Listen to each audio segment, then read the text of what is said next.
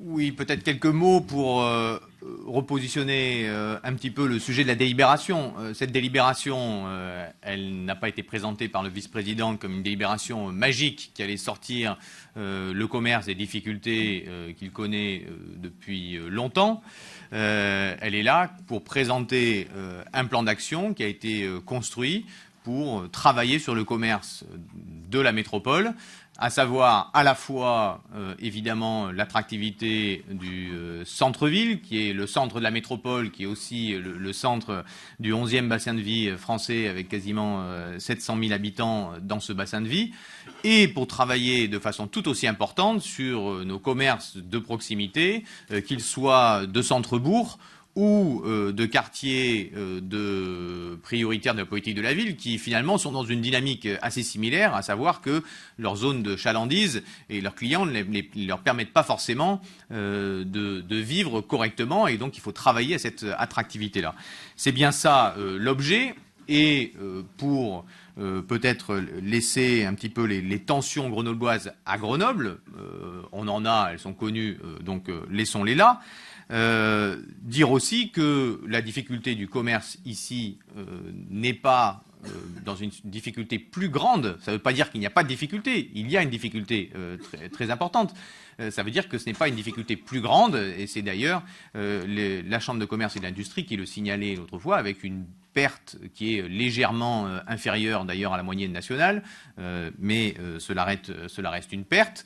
Liées sans doute à des questions d'attractivité, des questions d'offres, des questions de loyer, on l'a dit, des questions de circulation évidemment, des questions de pollution aussi, liées aussi de façon majeure à l'évolution des modes de consommation, liées aussi et surtout aux politiques qui ont été menées par tous pendant des décennies de favoriser les grands centres commerciaux de périphérie, et de faire dans le même mouvement l'apologie du commerce de ville tout en développant les grandes surfaces dans les périphéries.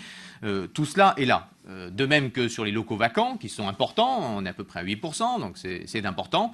Là aussi, c'est une difficulté, elle est reconnue, mais ça reste une difficulté qui est connue dans le plus grand nombre des villes.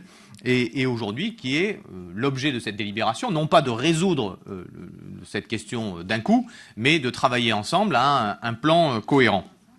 Alors pour aller un petit peu dans l'élargissement qui a voulu être fait sur les questions de circulation, ce qui est dit, nous le partageons. C'est la volonté de la métropole à Figé, c'est la volonté de la ville de Grenoble. Nous disons tous qu'il faut fluidifier la circulation. On n'a peut-être pas après les mêmes solutions, mais au moins partage-t-on le même diagnostic sur cela.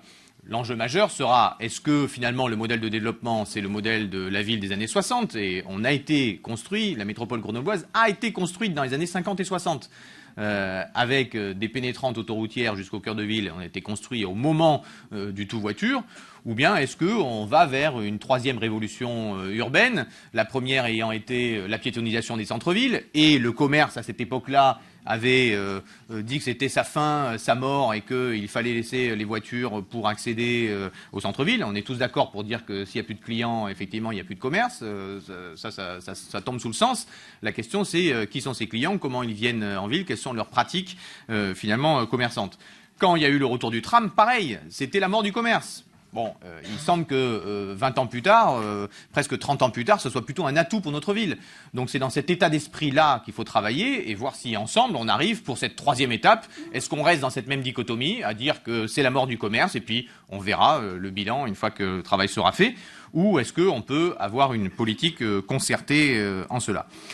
Et sur les questions, parce qu'elles ont été évoquées également aussi, de sécurité. Il faut distinguer, la métropole de Grenoble a des vraies difficultés de sécurité, qui sont connues, reconnues, anciennes, et qui étaient qui m'inquiétaient moi en tant que jeune étudiant quand je suis arrivé à Grenoble en 93.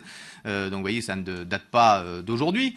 Mais ces difficultés ne sont pas des difficultés liées à la délinquance dans le centre-ville. Évidemment, il y a des problèmes de délinquance, il y en a partout. Le dernier classement factuel sur le nombre d'actes de délinquance par habitant, d'ailleurs, nous mettait dans une situation un petit peu meilleure que des villes comme Rennes, Rennes, Bordeaux, Rouen ou Lille en termes d'actes de délinquance par habitant. La question de la sécurité dans la ville de Grenoble, c'est des questions du poids du trafic de drogue qui dépasse largement les consommateurs de l'agglomération.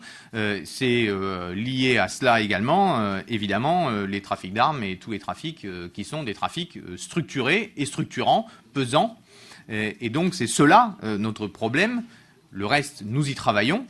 Et il faut rappeler quand même que, en termes d'effectifs de police municipale, histoire de balayer là aussi quelques préjugés, la ville de Grenoble est la 3e des métropoles en termes d'effectifs de police municipale par habitant. Et d'ailleurs, les études concluent qu'en fait, il n'y a pas de corrélation entre effectifs de police municipale et délinquance. Il y a des villes comme Brest où il n'y a quasi pas de police et quasi pas non plus d'actes de délinquance, ou même des villes qui sont beaucoup plus durement que nous, frappées par le chômage comme on peut en avoir dans le Nord, qui ne connaissent pas non plus les problèmes de sécurité que nous connaissons.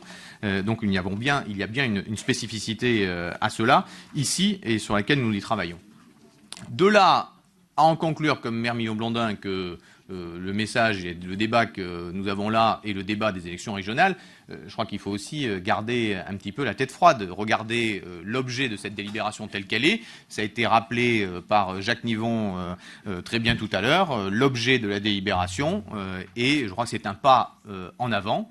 Un petit pas en avant. Il faudrait rappeler que peut-être que Jean-Damien Mermillon-Blandin aimerait habiter ailleurs, mais que sur la métropole grenobloise, il se trouve que les résultats des élections ne sont pas particulièrement réjouissants pour la lecture qu'il pourrait en faire. Donc invitons-le ou bien à aller s'installer dans un endroit où effectivement il y aura cette réalité, ou bien à regarder les chiffres et à ne pas parler des chiffres nationaux quand on parle des chiffres électoraux de la situation grenobloise.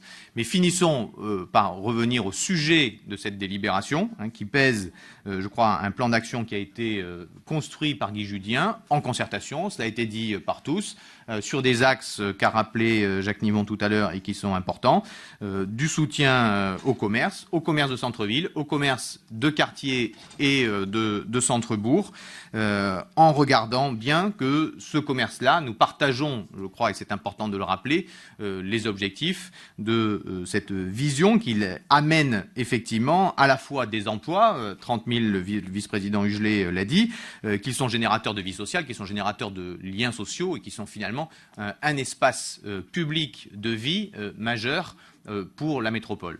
Donc nous voterons évidemment cette délibération dans son contexte-là, sans nier les difficultés, sans dire que c'est magique, sans dire non plus que c'est un emplâtre sur une jambe de bois. Ceux qui disent cela, eh bien, qu'ils assument finalement leur message et qui ne votent pas un emplâtre sur une jambe de bois, ça n'a pas de sens.